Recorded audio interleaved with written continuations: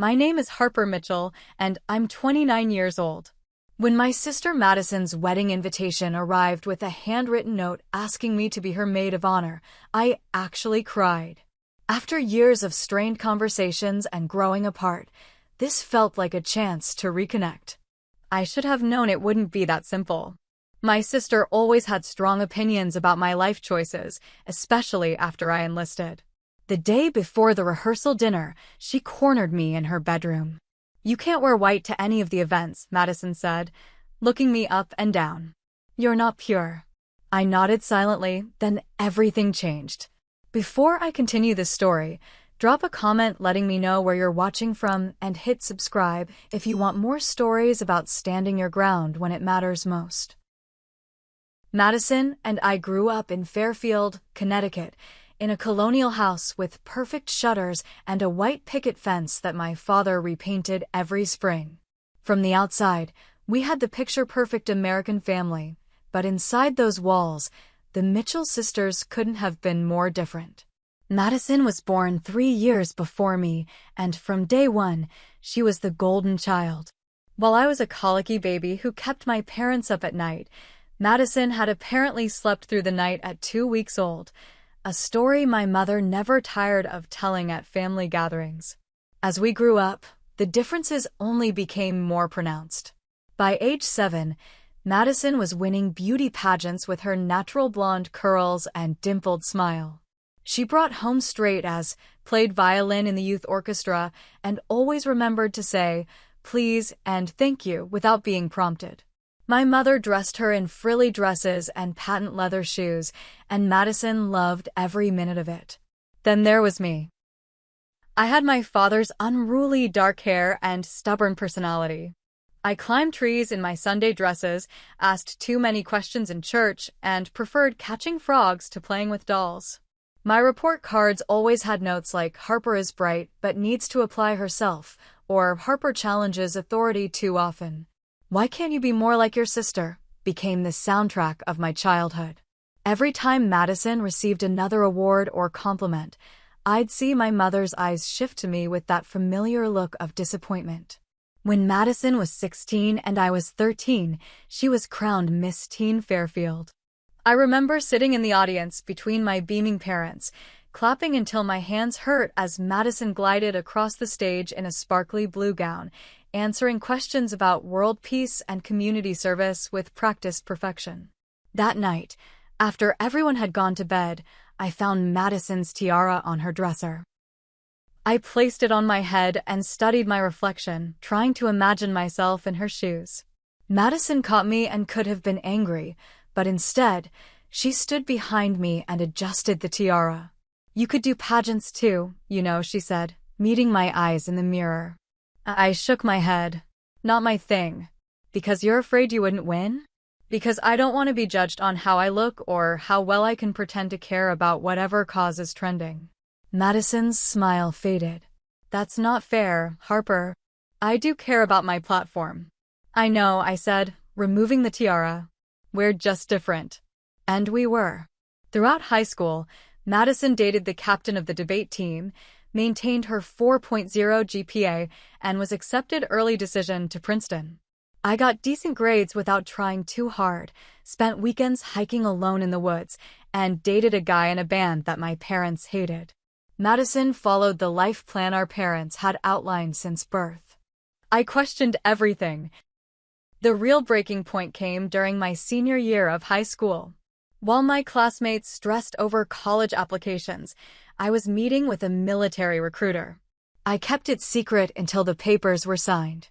When I finally told my family over dinner that I'd enlisted in the Army, my mother dropped her fork with a clatter. "You did what?" she whispered, face pale. My father, usually so composed, knocked over his water glass. But it was Madison's reaction that cut the deepest. She looked at me with something between pity and disgust. "You're throwing your life away," she said. "All that potential, wasted." "It's not wasted," I argued. "I'll be serving my country, getting training, seeing the world." "Getting yourself killed," Madison interrupted. "Or worse." That night set the tone for the next decade of our relationship. When I left for basic training, Madison was starting her junior year at Princeton. She didn't come to see me off. My parents did, standing stiffly at the bus station, my mother dabbing at her eyes while my father awkwardly patted my shoulder. "We still love you," he said, as if I'd committed a crime rather than chosen a career path. During my deployments, Madison's communication was sporadic at best. I'd get occasional emails updating me on her life.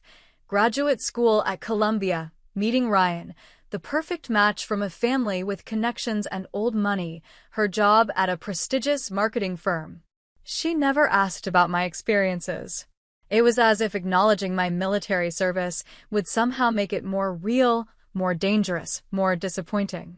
When I came home between deployments, family gatherings were tense. Madison would dominate conversations with stories about her glamorous Manhattan life, while my parents would ask carefully curated questions about my job, avoiding any mention of danger or combat.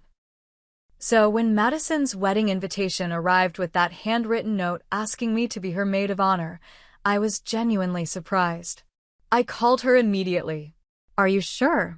I asked, after thanking her. "Of course I'm sure," Madison said, but there was a hesitation in her voice. "You're my sister. It's just, we haven't exactly been close. That's why this is important," she said. "Ryan thinks family should be central at weddings. And his family is very traditional." There it was. The real reason. Ryan's family expected a sister to be maid of honor, and Madison was doing what was expected. Still, I saw it as an opportunity to repair our relationship. I requested leave, booked my flight, and even bought a new dress for the engagement party, a simple navy blue number that I thought couldn't possibly offend anyone. I was wrong. I arrived in Connecticut 2 weeks before the wedding, settling into my old bedroom that had been converted into a home office with a pull-out couch. My mother had left a vase of fresh peonies on the desk with a card that read, "Welcome home, Harper," as if I were returning from a semester abroad rather than my third tour of duty.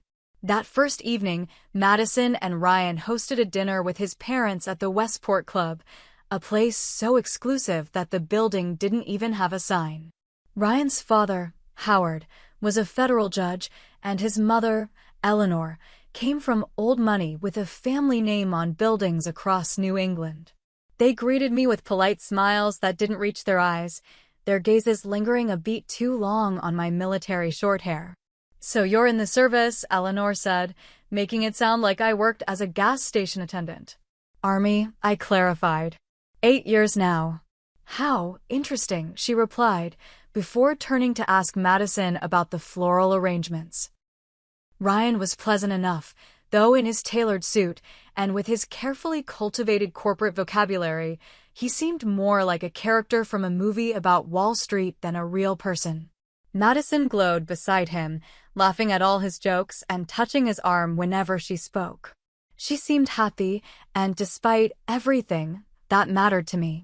The real trouble began the next day at the first dress fitting. Madison had chosen a bridal boutique in Greenwich that served champagne in crystal flutes and had a 3-month waiting list. The other bridesmaids were already there when we arrived, 3 of Madison's sorority sisters and Ryan's sister Jillian. They all had the same highlighted hair, the same designer handbags, and the same way of air-kissing each other's cheeks while complimenting outfits they actually hated. "Harper," they chorused when I walked in, with the forced enthusiasm people use when greeting someone they've heard problematic things about. "Everyone, this is my sister," Madison said, as if they hadn't just used my name.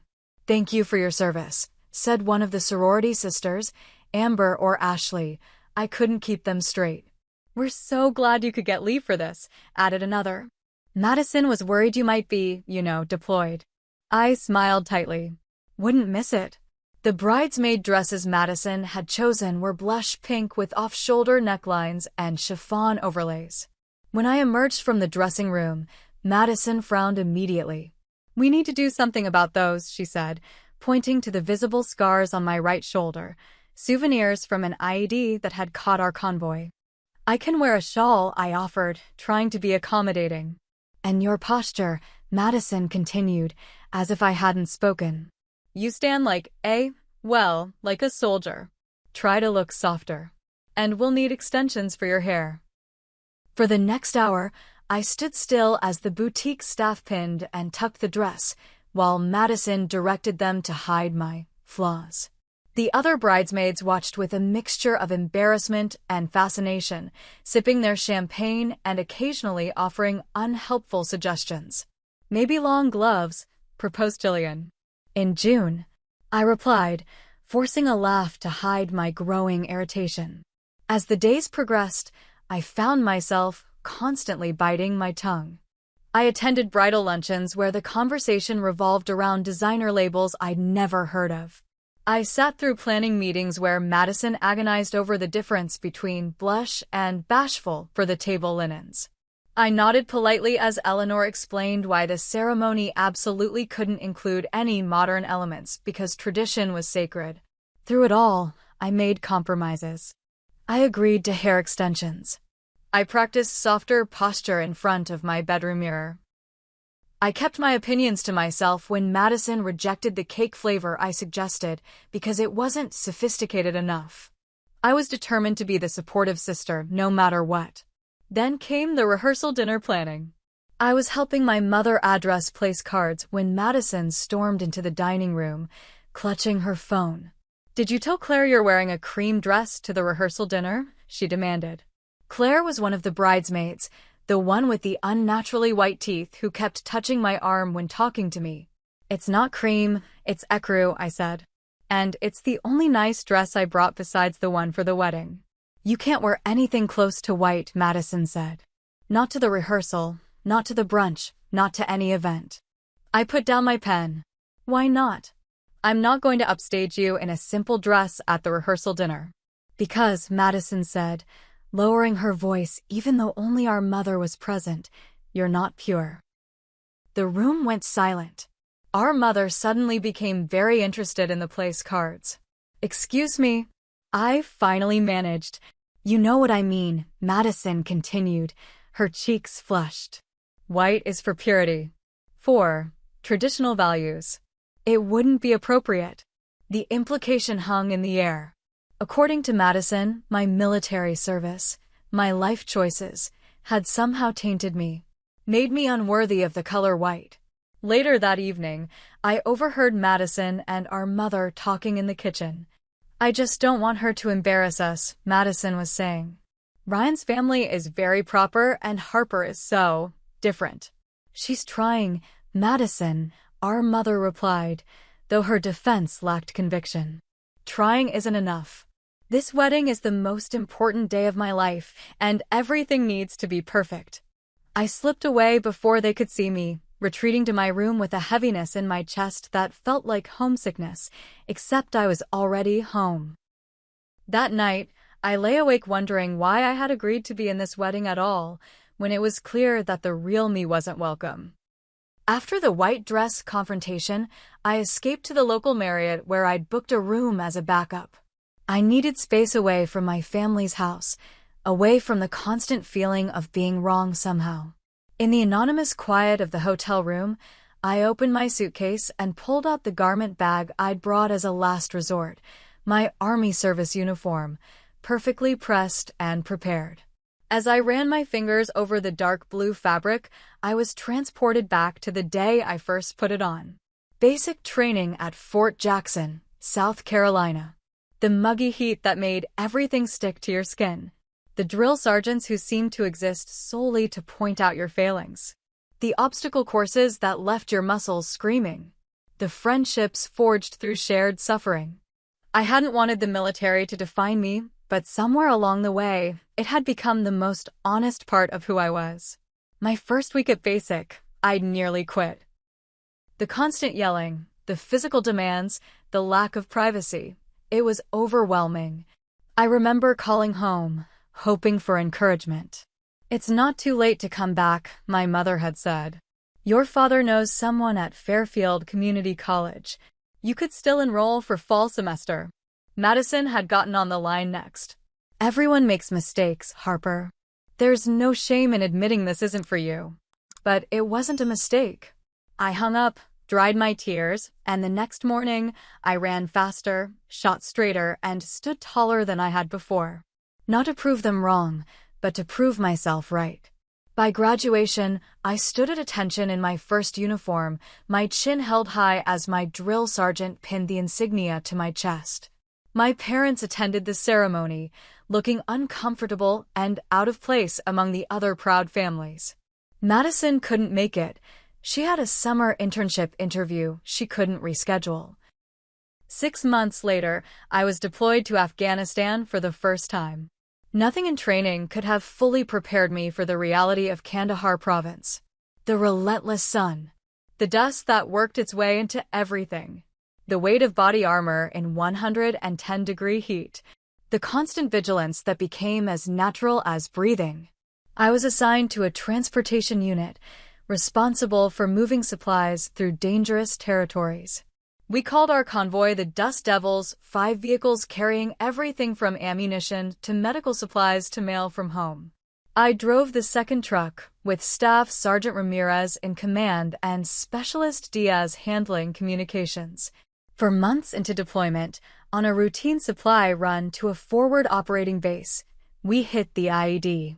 I still remember the deafening crack, the vehicle lurching, and the world turning sideways.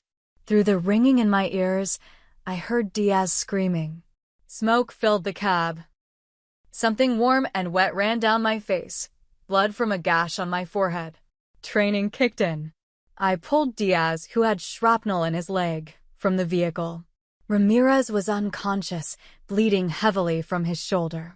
As I dragged him clear, shots rang out, an ambush taking advantage of our vulnerable position. What happened next still comes to me in fragments. Taking cover behind the damaged vehicle. Returning fire while calling for backup. The searing pain when a bullet grazed my shoulder. Crawling back to the truck when the shooting paused. Retrieving the medical kit. Applying a tourniquet to Ramirez's arm. The longest 40 minutes of my life until help arrived.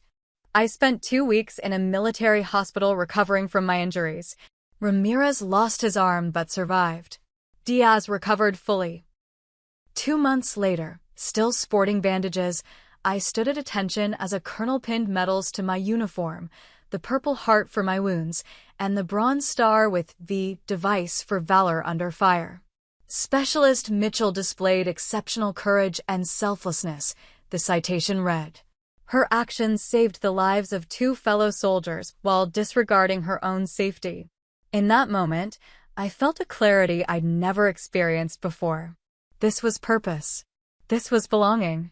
The men and women around me didn't care about my unruly hair, or my lack of social graces, or my failure to follow conventional paths. They cared that when everything went wrong, I did what was right. I served 2 more tours after that. Rose to the rank of staff sergeant.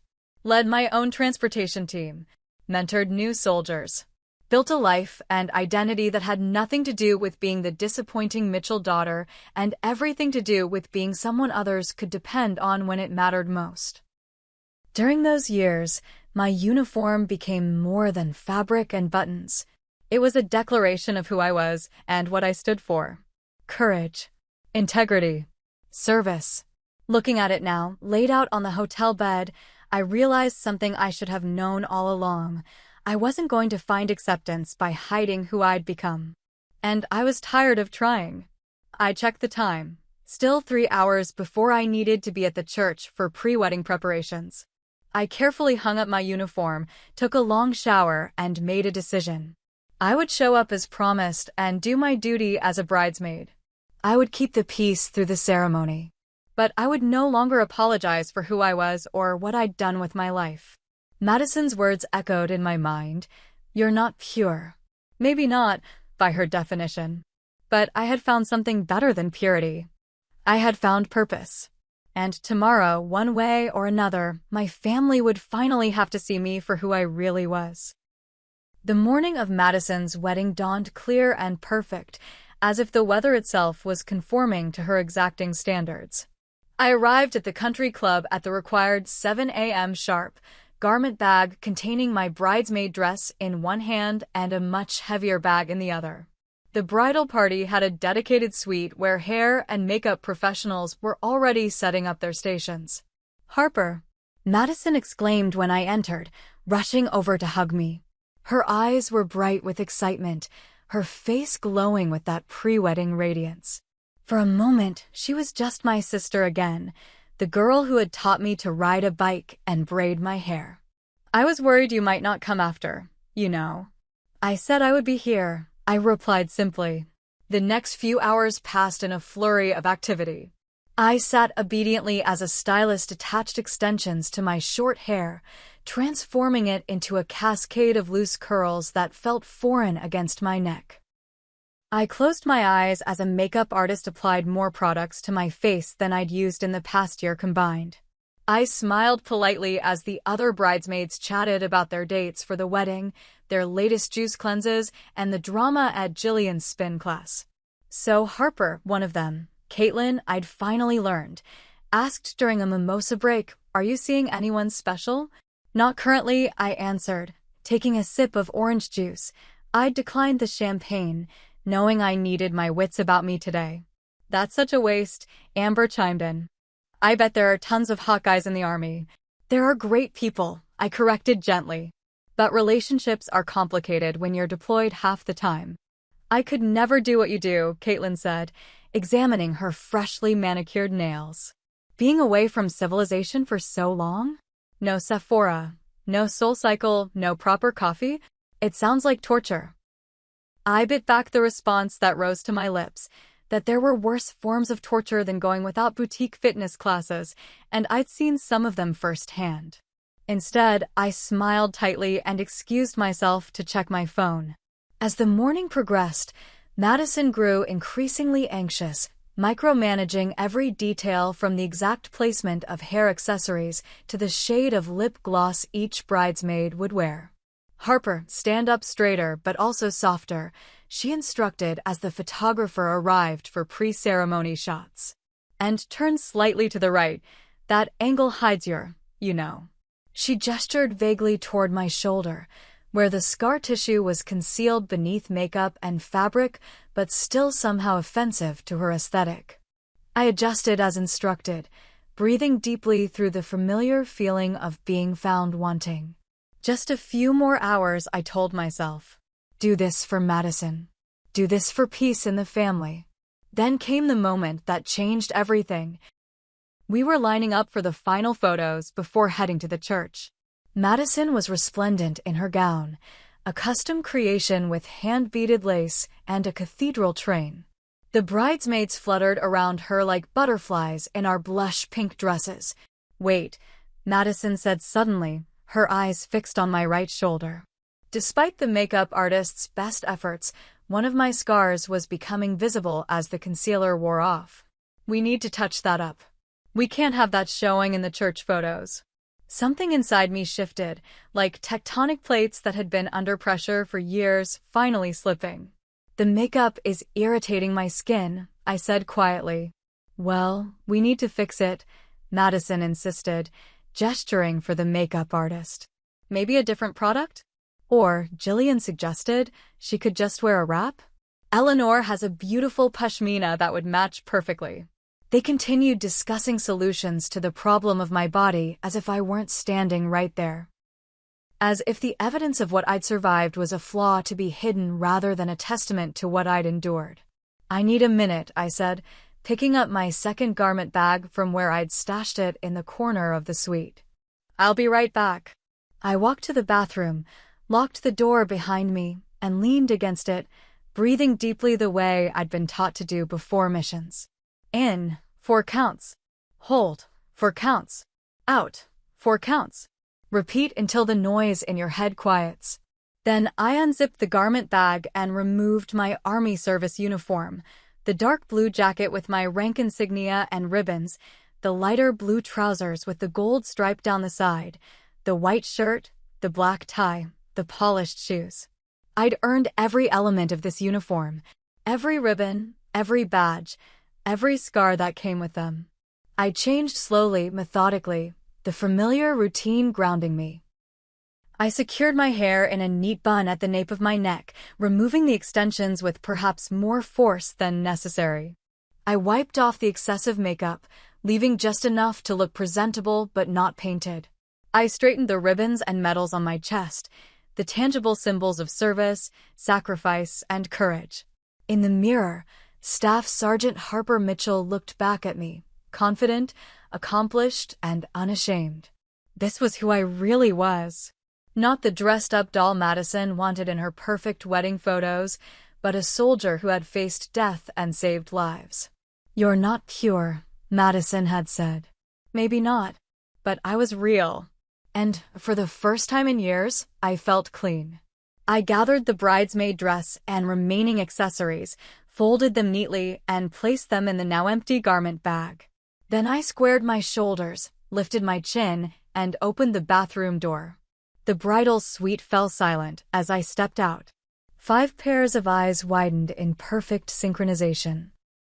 Madison's champagne glass froze halfway to her lips. "What," she finally whispered, "are you wearing?" The silence in the bridal suite was so complete I could hear the distant sound of guests arriving at the church next door. Madison set down her champagne glass with deliberate care, as if any sudden movement might shatter the fragile moment.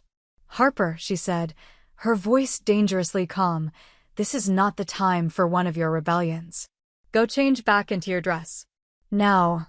I stood my ground, hands clasped behind my back in parade rest, a stance so ingrained it felt like my natural posture now. "I can't do that, Madison. Can't or won't." Her voice rose slightly, color flooding her cheeks. "Both," I replied simply.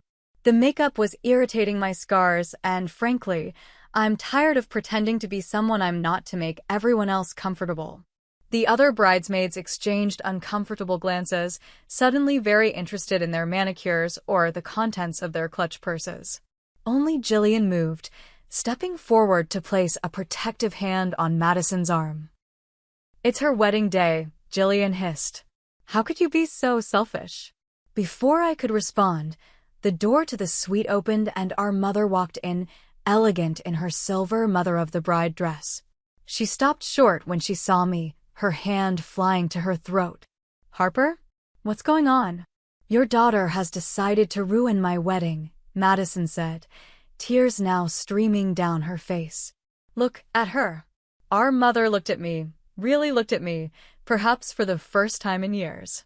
I saw confusion in her eyes, but also something else I couldn't quite identify. "I'm not trying to ruin anything," I said calmly. "I'm honoring my commitment to be here for Madison.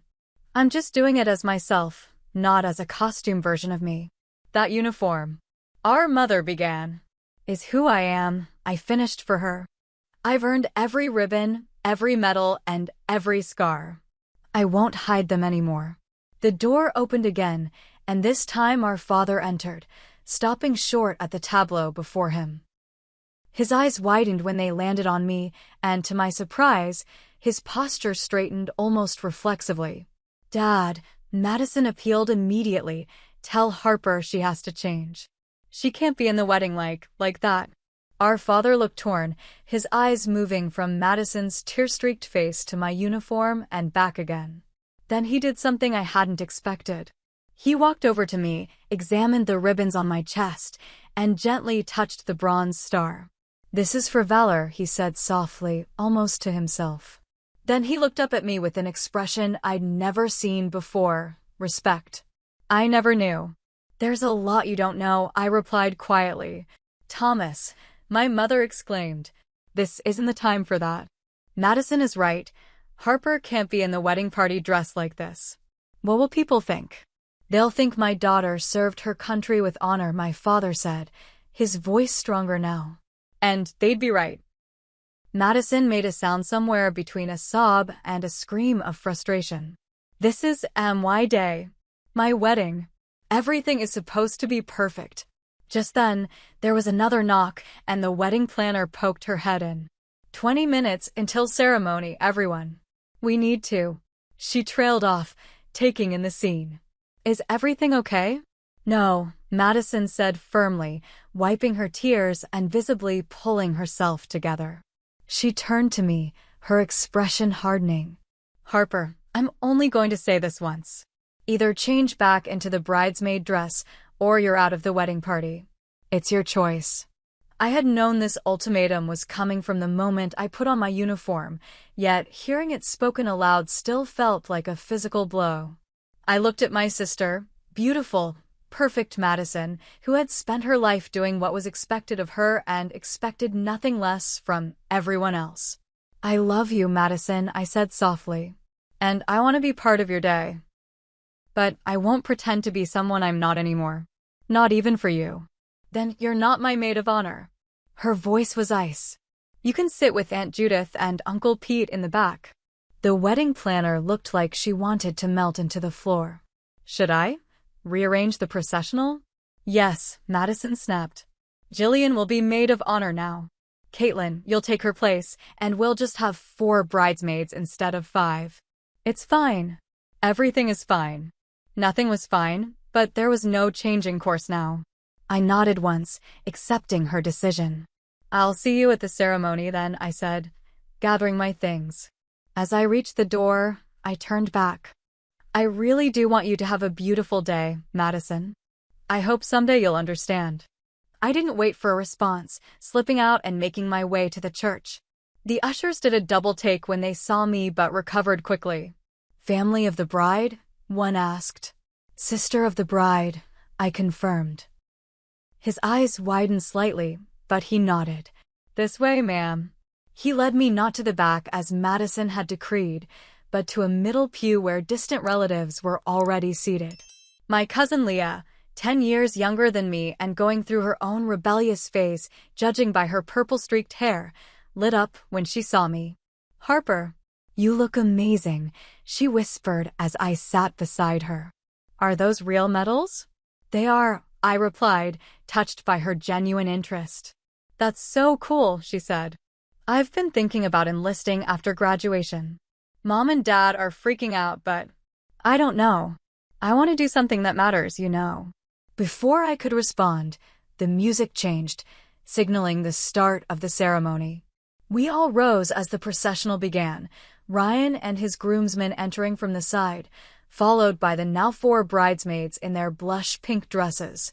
Madison appeared at the back of the church on our father's arm, radiant despite the earlier drama. As they passed our pew, my father's eyes met mine briefly. There was something different there, a question, perhaps, or the beginning of understanding. Then they continued on, and Madison became Ryan's bride without once looking in my direction. During the reception line, I stayed back, not wanting to create a scene. But as guests moved into the reception hall, I felt a tap on my shoulder. I turned to find an older gentleman in a well-tailored suit, his posture unmistakably military despite his age. "Staff Sergeant," he said, offering a crisp salute. I returned it automatically. "Sir." "Colonel William Hayes, retired," he introduced himself. "Ryan's uncle. Couldn't help but notice your ribbons." "Bronze Star with V device." "Yes, sir. Kandahar Province, 2018. He nodded appreciatively. "I'd like to hear that story sometime. In the meantime, would you do an old soldier the honor of sitting at my table? Unless you have other arrangements." For the first time that day, I felt a genuine smile spread across my face. "I'd be honored, sir." The reception was held in the country club's grand ballroom, transformed by Madison's vision into a fairy tale setting of blush pink roses, crystal chandeliers, and tables draped in ivory linen. A string quartet played softly in the corner as guests found their assigned seats. Colonel Hayes proved to be excellent company, introducing me to his wife Clara and their adult children with the same matter-of-fact pride he might have used for his own family. I soon discovered why. Ryan's uncle had served 3 tours in Vietnam and later commanded troops during Operation Desert Storm. "The military isn't just a career," he told me as we enjoyed the first course. "It's a family, different from blood relations, but no less real." I nodded, throat tight with unexpected emotion. My unit felt more like home than, well, home. Clara patted my hand. Family is complicated, she said wisely. Sometimes the people who should understand us the most actually see us the least clearly. From our table near the back of the room, I had a clear view of the head table where Madison sat with Ryan, their parents, and the wedding party. She was smiling, laughing, apparently having put the morning's drama behind her. I was glad for that, at least. Despite everything, I didn't want conflict to overshadow her day. As dinner progressed, I noticed other guests casting curious glances my way. Some were openly disapproving, particularly Eleanor's friends with their pearl necklaces and judgmental whispers. Others seemed merely surprised or confused by my presence in uniform at such a formal occasion. When the plates were cleared and the band took over from the string quartet, Colonel Hayes stood and offered me his hand. "Would you honor me with a dance, Staff Sergeant Mitchell?" I hesitated. "I'm not much of a dancer, sir." "Nonsense. If you can navigate a combat zone, you can navigate a dance floor." I couldn't argue with that logic. As we moved to the dance floor, I was acutely aware of eyes following us. The Colonel was an excellent lead, guiding me through a simple waltz with military precision. "You've caused quite a stir," he observed, nodding subtly toward Eleanor, who was watching us with thinly veiled disapproval. "Not intentionally," I sighed. "I just got tired of hiding who I am." "Good for you," he said firmly. "Though I suspect your sister doesn't see it that way." As if on cue, Madison appeared at the edge of the dance floor, her expression unreadable. When the song ended, she approached us, her wedding gown rustling softly. "Uncle Bill," she greeted the Colonel with a tight smile. "I see you've met my sister." "Indeed I have," he replied warmly. "You didn't tell me she was decorated for valor." "Bronze Star and Purple Heart, quite impressive." Madison's smile faltered slightly. "Harper has always been unconventional." "Brave," the Colonel corrected gently. "The word you're looking for is brave." An awkward silence fell, broken only when Clara appeared to claim her husband for the next dance. With a respectful nod to me and a kiss on Madison's cheek, the Colonel withdrew, leaving us alone. "You seem to be enjoying yourself," Madison said, her voice carefully neutral. "Your wedding is beautiful," I offered. "You look happy." "I am. Despite everything." She glanced pointedly at my uniform. I took a deep breath. "Madison, I didn't do this to hurt you or steal attention. Not here," she interrupted, glancing around at nearby guests. "Meet me in the bridal suite in 5 minutes. We need to talk privately." Without waiting for a response, she turned and glided away, stopping to accept congratulations from guests as she passed. I waited a few moments, then made my way to the bridal suite, preparing myself for another confrontation.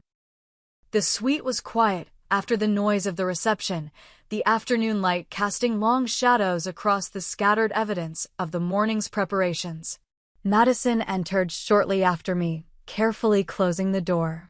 "You embarrassed me," she said without preamble, her voice trembling slightly. "In front of Ryan's family. In front of everyone." "That wasn't my intention." "Then what was your intention, Harper? To make some kind of statement? To prove a point?" "To be myself," I said simply.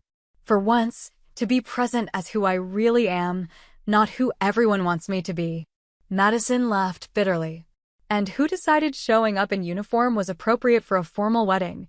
"The same person who decided I wasn't pure enough to wear white," I countered, my calm beginning to fray. "You've been trying to hide who I am since I enlisted, Madison. You've been ashamed of me." "That's not fair," she protested. "I wasn't ashamed, I was scared." "Do you have any idea what it was like, waiting for the phone to ring, dreading that it might be someone telling us you were dead?" Her words caught me off guard. "What?" Madison's composure cracked, tears spilling down her cheeks. "Every time you deployed, I couldn't sleep. I had nightmares about men in uniform showing up at our parents' door. I checked the casualty lists every morning. And you seemed so cavalier about it all, like the danger didn't matter." I stared at her, seeing my sister in a new light. I didn't know. How could you? We never talk. Not really. She sank onto a nearby chair, careful of her dress. And then you came home with those medals, and suddenly Dad was looking at you with this pride he never showed for any of my achievements. Do you know how that felt? I did everything right, everything expected of me, and it was never enough to make him look at me the way he looked at you this morning. The truth of it hit me like a physical blow. All these years, I'd thought Madison looked down on my choices because they didn't fit her idea of success. I never considered she might have been jealous or scared. I'm sorry, I said softly, sitting across from her. I never meant to make you feel less valued. And I didn't wear my uniform today to steal attention or make Dad proud. I wore it because it's who I am now. Just like this wedding, this life you've built, it's who you are. Madison wiped at her tears, careful of her makeup. You know what the worst part is? Part of me has always admired your courage. Your certainty about your path. I've never been certain about anything except what other people expected from me. You've built a beautiful life, I said. One that makes you happy, I hope. She nodded slowly. I do love Ryan. And I'm good at my job. But sometimes I wonder what it would be like to make choices based on what I want, not what looks best. It's never too late to start, I offered. A small smile tugged at her lips. Says the woman who blew up her sister's wedding by changing dress codes at the last minute. I couldn't help but laugh at her unexpected humor. I guess that's one way to look at it. For a moment, we were just sisters again, the way we used to be before expectations and choices drove us apart. I still think you could have warned me, Madison said, but the edge was gone from her voice. And you could have not called me impure, I countered. She winced. I shouldn't have said that. I was stressed and taking it out on you. I know the feeling. Madison stood, smoothing her dress. We should get back. People will notice we're both missing. I nodded, rising as well. At the door, she paused and turned to me. For what it's worth. I am proud of you, Harper. Even when I don't understand your choices. And I'm proud of you, I replied honestly. Even when I don't understand your color schemes. She laughed, a genuine sound that reminded me of our childhood. Come on, soldier. I believe you owe me a dance at my wedding. We returned to the reception together, and when the band played the next song, Madison pulled me onto the dance floor where Ryan was waiting with our father. The four of us danced together, awkwardly at first, then with increasing ease as the music carried us along. Later, during his toast, my father surprised everyone, perhaps himself most of all. Today we celebrate not just the union of Madison and Ryan, but the strength of family, he said, glass raised. Madison has always been our perfect daughter, organized, dedicated, and capable of creating beauty wherever she goes. He smiled at her, then turned to where I sat. And Harper has shown us what courage looks like, both on the battlefield and off it. I'm more proud of both my daughters than I have words to express. As applause filled the room, Madison's eyes met mine across the crowd. Something had shifted between us. Not healed completely, but beginning to mend. It was a start. The morning after the wedding, I came downstairs to find my parents having coffee in the kitchen. They looked up when I entered, my mother's smile tentative, my father's gaze more direct than it had been in years. Good morning, I said, pouring myself coffee from the pot. Sleep well, my father asked. Better than I expected, I admitted, sitting across from them at the kitchen table. A silence fell, not entirely uncomfortable, but heavy with unspoken words. Finally, my mother reached across the table and touched my hand. Your uniform, she said hesitantly. It's impressive. Coming from her, this was monumental. Thank you. We never really asked, my father added, about your service. About what you've done, what you've experienced. You never seemed to want to know. He nodded, accepting the gentle rebuke. We were afraid, I think. It was easier to pretend you had a normal job than to acknowledge the danger. And, my mother added softly, we didn't understand your choice. We still may not fully understand it, but we're trying. Before I could respond, the doorbell rang. It was Madison and Ryan, stopping by before leaving for their honeymoon. Despite the emotional turbulence of the previous day, Madison looked relaxed and happy, her arm linked through her new husband's. "We wanted to say goodbye before we left for Bora Bora," she explained as we gathered in the living room. The conversation flowed more easily than it had in years, touching on wedding highlights and honeymoon plans. When Ryan excused himself to take a business call, even on my honeymoon, "The office can't survive without me," Madison took the opportunity to pull me aside. "About yesterday," she began, uncharacteristically hesitant. "It's okay," I assured her. "We said what needed saying. Not everything." She took a deep breath. "I'm sorry, Harper. Not just for what I said about the white dress, but for not seeing you. The real you. For so long, I had this image of who my little sister was supposed to be, and when you chose a different path, I felt like I'd lost you somehow." "I'm still me," I said. "Just an evolved version." Madison smiled. "A braver version, according to Uncle Bill. He couldn't stop talking about you at the after-party. I think you've made a fan for life. He's a good man. Ryan's lucky to have him as an uncle. And I'm lucky to have you as a sister," Madison said, the words clearly difficult for her to say but no less sincere for it. "Even when you're being impossibly stubborn." "It runs in the family," I pointed out, and we both laughed, a small moment of genuine connection. When Madison and Ryan left for their honeymoon, something had shifted in our family dynamic. The change wasn't dramatic or complete, but it was real. A crack in the wall of misunderstanding that had separated us for so long. Over the following months, I returned to my unit with a new sense of peace. I'd stood my ground, been true to myself, and somehow, against all odds, begun to bridge the gap with my family rather than widen it.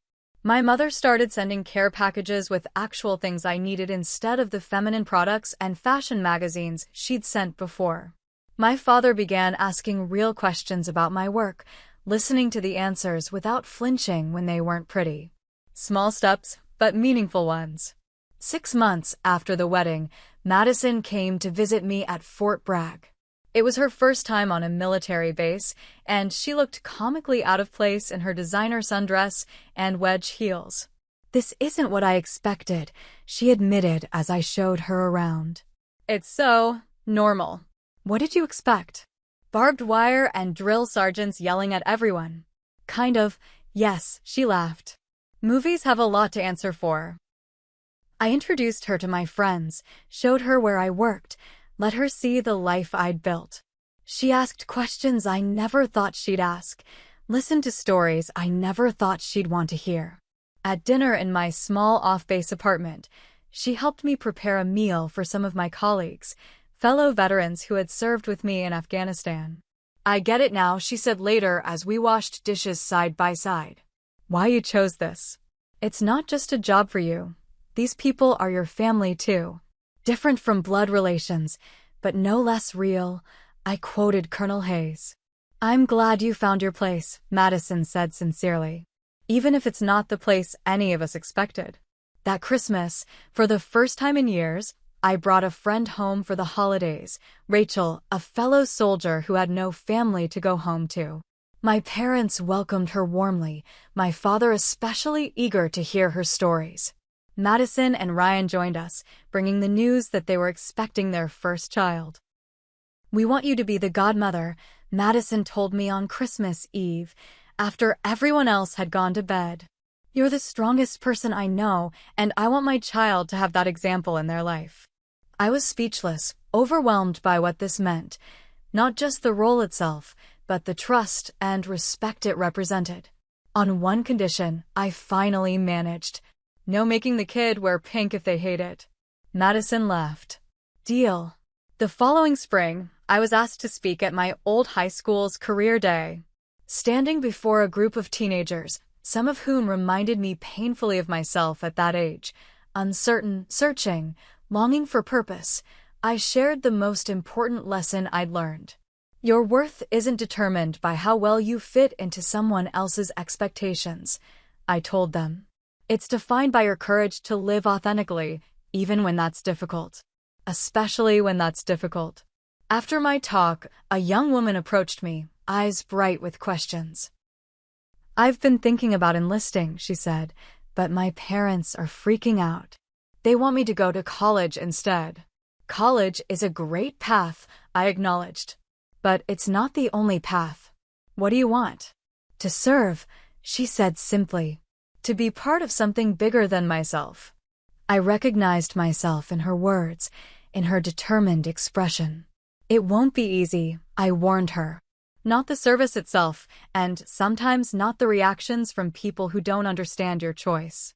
"Was it worth it for you?" she asked. I thought about the hardships I'd faced, the physical challenges, the danger, the disconnect from my family. But I also thought about the lives I'd helped save, the purpose I'd found, and the person I'd become in the process. Without question, I replied. Because at the end of the day, the hardest battles aren't fought on foreign soil, but within ourselves and with those closest to us. Those are the victories that define us.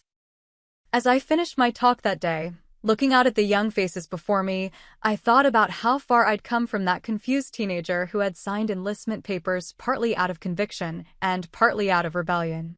The uniform I wore now represented not just my service to my country, but my commitment to myself, to living honestly, bravely, and without apology. What's your story of standing up for yourself when it mattered most? Have you ever had to choose between keeping the peace and being true to who you are? Drop a comment below and share your experience. Don't forget to like this video if it resonated with you and subscribe for more stories about finding your strength in challenging situations.